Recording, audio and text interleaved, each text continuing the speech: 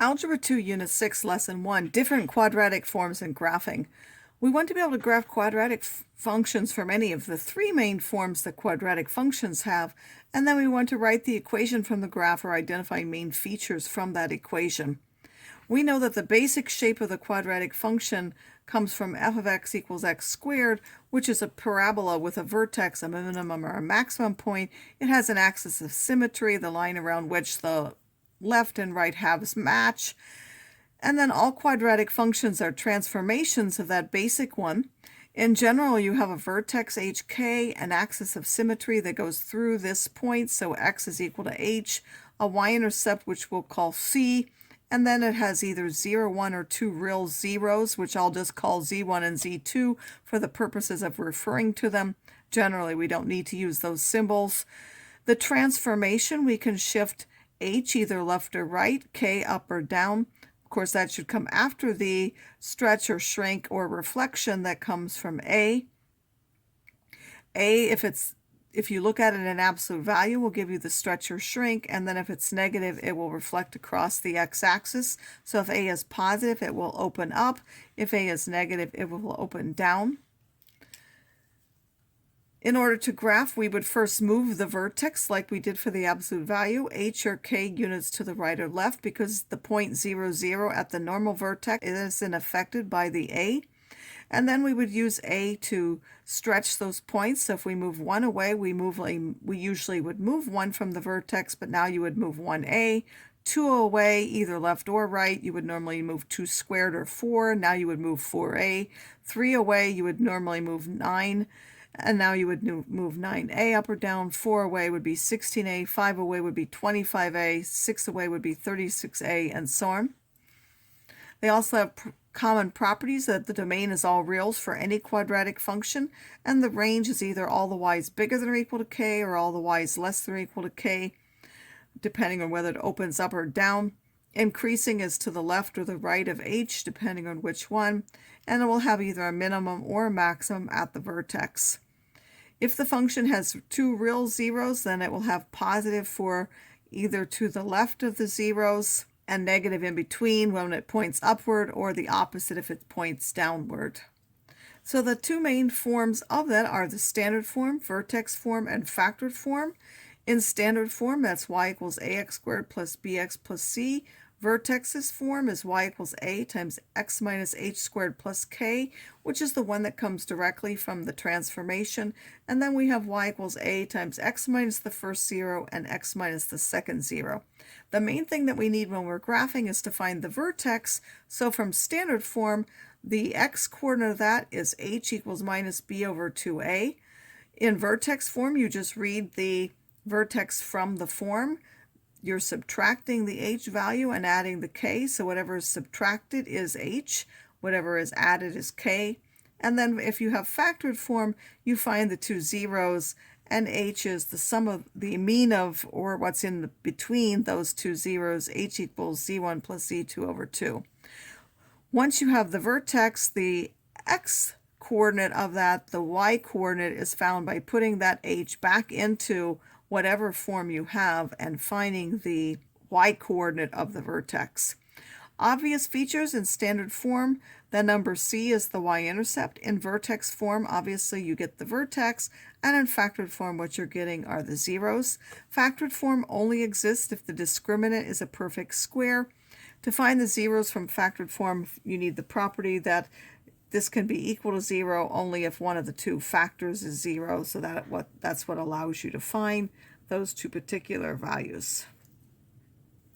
So this says from the graph, find the relative features, indicate any other points that can be found, and write the equation in each form. We were given the solid points here on that graph, so we can find the vertex. We read it off there. It's minus 4, minus 9. The axis of symmetry is the vertical line that passes through that. X equals minus 4. The zeros are also given in the graph. They're minus 7 and minus 1. And we can see the y-intercept is also y equal to 7. A is equal to 1 because if we're moving over 1 from the vertex, either right or left, we move up 1. In fact, we can add another point knowing that. And other points, we know that because this is a point which is 4 away here, there has to be another point on the same horizontal line, which is 4 away on the other side. And the same with this one. This was 1 to the left, so there has to be another one 1 to the right. Vertex form is y is equal to a. As we said, a is 1.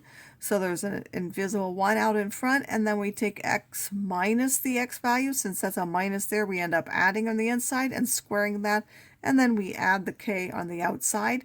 Factored form, well, all of these forms have a equals 1.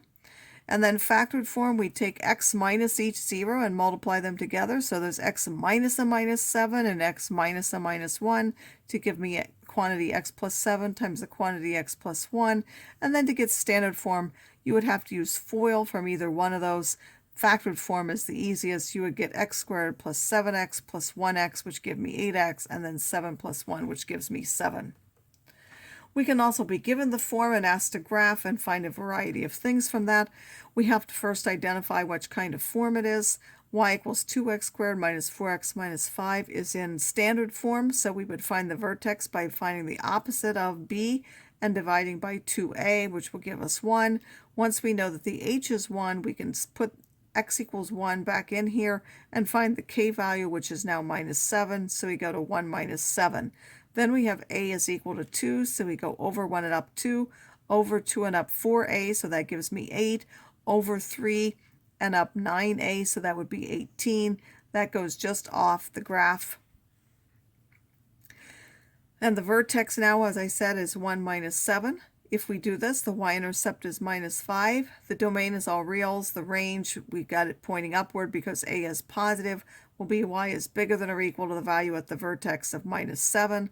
The axis of symmetry goes through there, so that's x equals to 1. We can't find the zeros exactly. Instead, we need to use our graphing calculator to approximate those. You do that by putting the function in y equals. So if you go to y equals, clearing out whatever you have, and putting 2x squared minus 4x minus 5. And then we'll use the standard window of minus 10 to 10 by 1 and minus 10 to 10 by 1, which matches the grid that we have here. And then we simply need to graph. That will graph here, and we see that that matches our graph that we have there. And then when we want to calculate our zeros, we say 0. For the TI, you have to go to the graph, and it tells you you need to be left of the 0. Well, here is the 0. Left would mean the upper part, so I have to move above the x-axis here, and I hit enter. And then right would be below that, so I go below and I hit enter. It showed it was in between there. That gives me a minus 0.87, which is my first value to 2 decimals. And then you have to repeat that again for the other ones. So if you want the other 0, now you want to be left of the 0. Left is now below, so you need to be below the x-axis and hit enter. And then you move above the x-axis and hit enter, and it will find that of 2.878 for the second 0. Decreasing has to do with the vertex, so it is decreasing to the left of the 1 and increasing on the right of the 1. It is positive to the left of the first 0 and to the right of the second 0, and it is negative in between the two zeros. The average rate of change from minus 1 to 2 at minus 1 is here. At 2, it's on this point, so it is the slope of this segment. The slope of that segment, it's going down 6 and across right 3, so that's minus 6 over 3 is a minus 2, or simply using the function values to find that. So y decreased on an average by 2 units for a 1 unit increase in x. We can now find the vertex form from the graph. We know that a is 2, that goes out in front. We go x minus the h value and square that, and then put the k added on the outside. Factored form, if we wanted factored form, b squared minus 4ac, if we find that it's not a perfect square, so factored form, it does not exist. And in fact, that's why we had to approximate these on our calculator, because they did not pass points that we could read, although even if they were fractions, we wouldn't know exactly, but they would still be factorable. And finally, we have one where we're graphing from factored form. We want to do similar things. In factored form, the only difference is we're going to read off the zeros. They happen to be 1 and 3 because that's what makes each factor 0. A is minus 3. The vertex has to be in between the zeros, so we can easily see what's between 1 and 3 is 2, or we can add them and divide by 2 to get 2. Again, that's the x-coordinate. To get the y-coordinate, we have to put 2 back into this function, and that will give us 3. So the vertex is at 2, 3. A is minus 3, so we're going to go over 1 and down 3, and then we would go over 2 and down 4 times 3, which is 12, which would take us here to minus 9 on both sides. The domain is all real. Since it's pointing downward, it has an upper bound for the range. Y is less than or equal to 3. It crosses the y-axis at minus 9. It has a symmetry of x equals 2 that goes through the vertex. It is now decreasing to the right of the vertex and increasing to the left of the vertex, which gives us this. And we have our 2 zeros. It is now positive between the 2 zeros, and it is negative to the left of the first 0 and to the right of the second 0. It has a maximum of 3 at x equals 2. Vertex form, we do the same thing. We know a for either case is minus 3. We do x minus the x-coordinate of the vertex. We square that, and then we add the y-coordinate of the vertex on the outside.